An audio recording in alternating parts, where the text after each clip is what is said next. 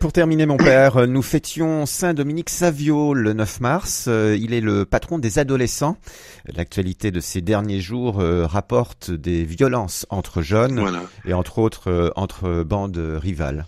Oui, vous avez bien raison, Dimitri, d'évoquer Saint-Dominique Savio et d'évoquer cette triste actualité en région parisienne, je crois, mais malheureusement Paris n'a pas, et la région parisienne n'a pas le monopole de la violence, hélas, et de constater que des jeunes gens qui sont des ados, quoi, pour des histoires de jalousie, arrivent à se quereller, à se donner la mort, mais c'est quelque chose d'invraisemblable.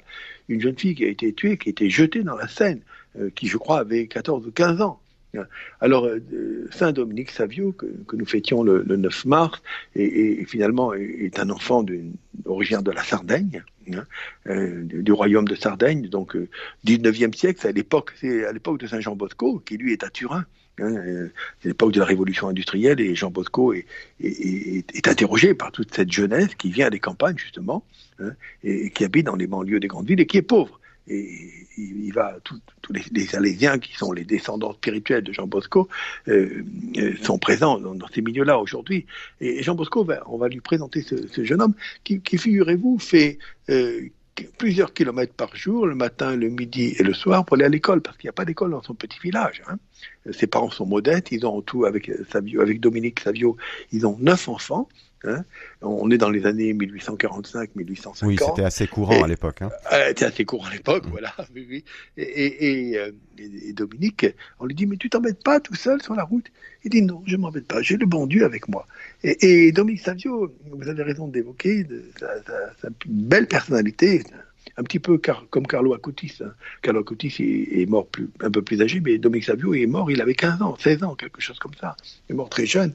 Et un jour, deux jeunes à Turin, parce que Jean Bosco, il est présenté à Bosco qui est comme étant un enfant très pauvre et ayant des capacités intellectuelles.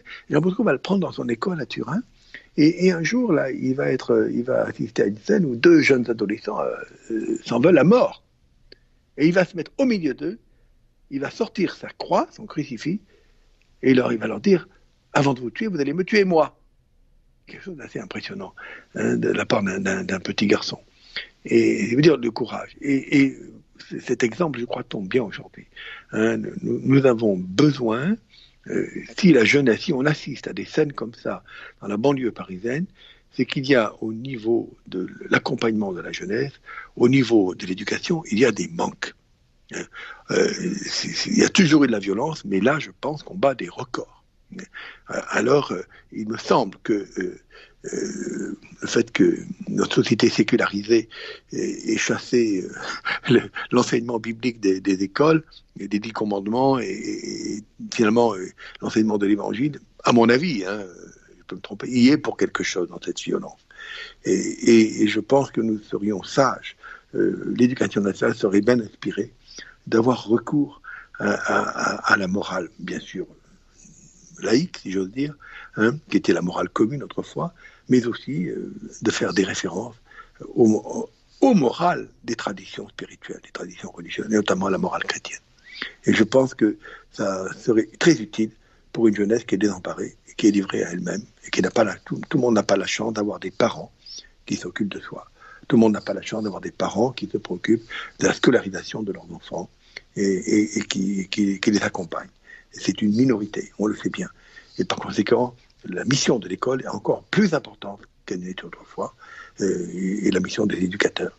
Et donc, là, en rappelant cet événement et en rappelant la belle figure de Saint Dominique Savio, nous sommes invités à retrouver finalement la tradition salésienne qui accompagne les jeunes, et notamment ceux qui sont les plus déshérités.